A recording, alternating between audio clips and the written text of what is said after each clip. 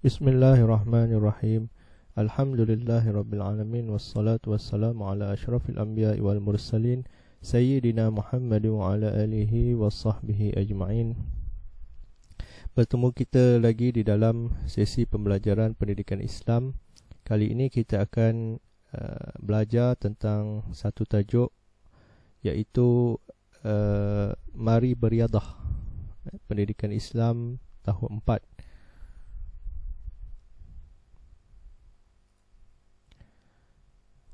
Baik, boleh buka buku teks muka surat 168.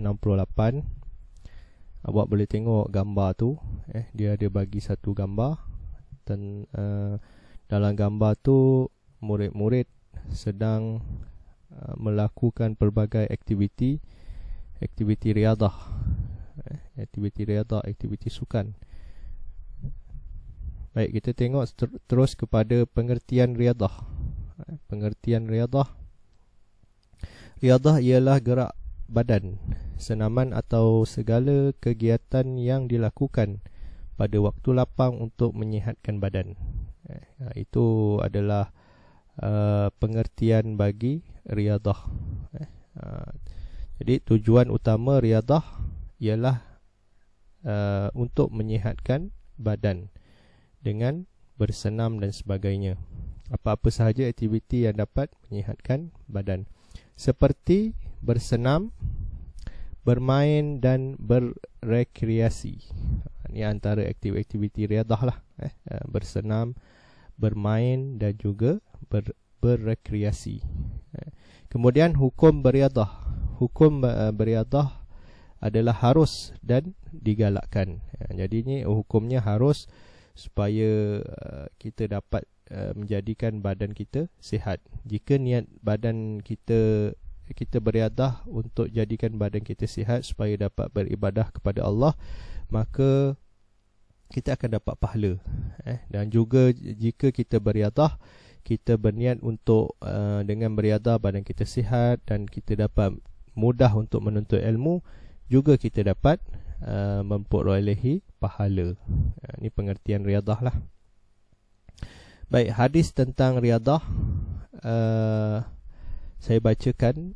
An Abi Hurairah radhiyallahu anhu qala Rasulullah sallallahu alaihi wasallam al-mu'minul qawiyyu khairun wa ahabbu ila Allah minal mu'minid dha'if.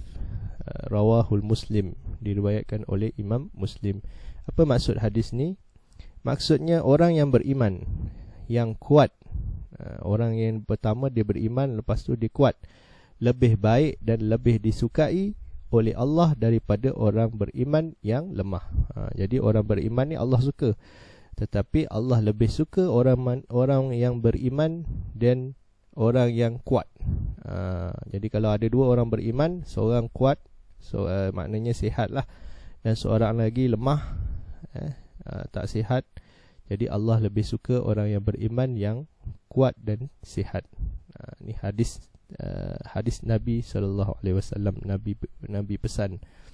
Kemudian kita tengok kepada tazkirah. Berkata, ini ada satu pesanan dan saranan daripada Sayyidina Umar Al-Khattab. Sayyidina Umar Al-Khattab pernah berkata, Allimu awladakum ar-rimayata wa rakubal khayli was-sibahata. Sayyidina Umar bin Khattab berkata, maksudnya apa? Ajarlah anak-anak kamu memanah, menunggang kuda dan juga berenang. Jadi tiga sukan atau riadah ni ialah yang digalakkan dan dipesan oleh Sayyidina Umar Al-Khattab. Yang pertama memanah. Memanah ialah salah satu jenis sukan dan riadah. Kemudian menunggang kuda, juga dipesan oleh Sayyidina Umar. Menunggang kuda ni juga sebagai salah satu bentuk riadah dan sukan. Dan juga yang terakhir sekali, berenang. Kalau ada tempat untuk kita berenang, kita pergi berenang, kerana banyak faedah dari sudut kesihatan dalam sukan ataupun riadah renang ni. Seterusnya, baik, ini ada satu petikan cerita adab dipupuk sukan seronok. Ada satu cerita, dan dalam cerita ini, dalam petikan ini ada disebutkan, disenaraikan beberapa adab-adab beriadah. Kita disuruh beriadah, tetapi jangan lupa ada adab yang perlu kita ikut dan kita patuhi. Baik, dalam cerita ni saya ringkaskan. Yang pertama, ada seorang murid bernama Farouk, dia tahun 4. Dia seorang murid yang aktif beriadah. Jadi Farouk ni sukan kegemarannya ialah sukan bola sepak. Dan Farouk pernah terpilih menjadi wakil sekolah dan telah mengharumkan nama sekolah di peringkat daerah dan negeri. Farouk ni murid yang aktif. Jadi setiap petang Farouk ni berlatih dengan kawan-kawan dia di padang sekolah. Ketika beriadah, Farouk dan rakan-rakannya mereka sentiasa mengamalkan adab-adab beriadah seperti ni dengar. Pertama sekali, adab-adab beriadah yang kita perlu jaga ialah menjaga kebersihan.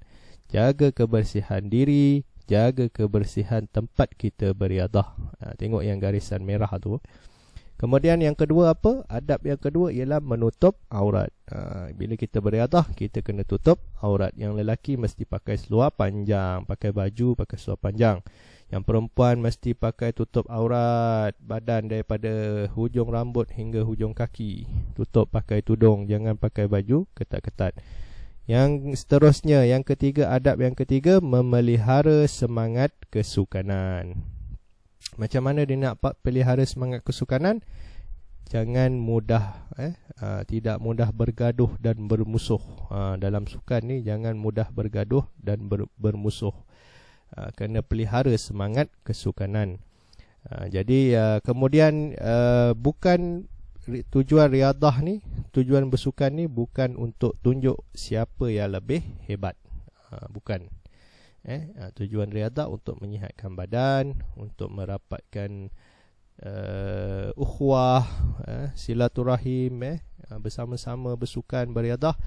Bukan untuk tunjuk siapa yang lebih kuat, siapa yang lebih hebat. Kemudian yang keempat, memilih kawasan yang sesuai dan selamat. Yang bawah tu. Jadi pilih kawasan.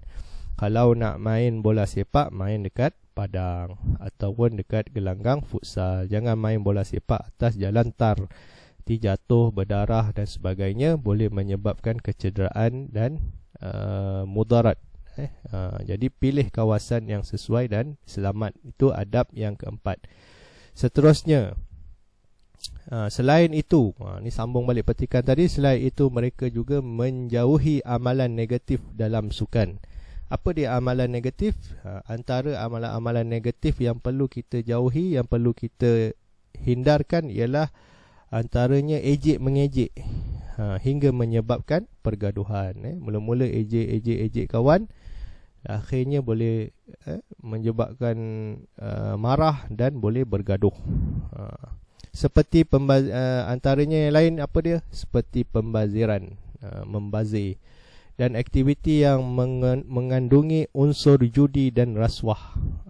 Jadi kena jauhi, kena hindari aktiviti-aktiviti yang kita buat ni yang ada pada dia unsur judi dan rasuah. Unsur judi macam mana? Contohnya pertaruhan. Dia bertaruh. Siapa yang menang, contohnya siapa yang menang akan dapat sejumlah wang. Siapa yang menang akan dapat RM50. Itu pertaruhan. Kemudian dikata siapa yang kalah perlu bagi sesuatu pada pihak lawan. Siapa kalah belanja makan. Itu antara bentuk pertaruhan. Jadi tak boleh buat, kena hindari, kena jauhi. Haram hukumnya. Baik, sambung. Di samping seronok bersukan, mereka juga tidak lupa, Farouk dengan kawan-kawannya tidak lupa mengingati Allah dengan menunaikan solat berjamaah di surau berdekatan. Jadi bila kita bersukan, beriadah, dengar azan dikumandangkan, kita wajib berhenti daripada sukan, menghormati azan. Lepas tu dah selesai sukan, kita tunaikan solat secara berjamaah dengan rakan-rakan kita di surau ataupun di masjid. Barulah apa yang kita buat tu diberkati, dimudahkan oleh Allah, diberikan kesihatan oleh Allah Subhanahu wa taala. Ini antara adab-adab yang perlu kita ikut ketika mana kita beriadah. Baik, yang terakhir, kepentingan adab beriadah. Dalam muka surat ni 171 ada kepentingan kenapa riadah ni penting. Ada terkandung di dalam ni ialah lirik lagu. Dekat sini saya ada tunjuk bahawa sila rujuk link lagu di bawah description. Okey, bawah video ni, dekat video ni bawah dia nanti awak klik ada description, dekat situ saya letakkan link. Link ni bila nanti awak buka, dia akan keluar lagu yang menyanyikan lirik ni lah. Kepentingan dalam lirik lagu ni ada kepentingan adab beriadah.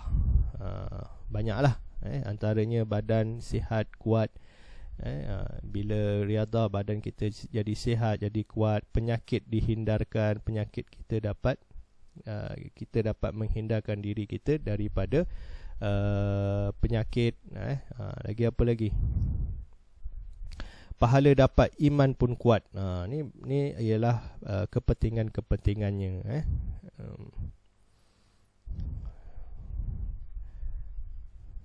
Okey. Jadi nanti awak dengarkan lirik lagu ni dinyanyikan pada link yang disediakan di bawah. Jadi setakat itu saja. Mudah-mudahan semoga bermanfaat. Wabillahi taufiq wal hidayah. Wassalamualaikum warahmatullahi wabarakatuh.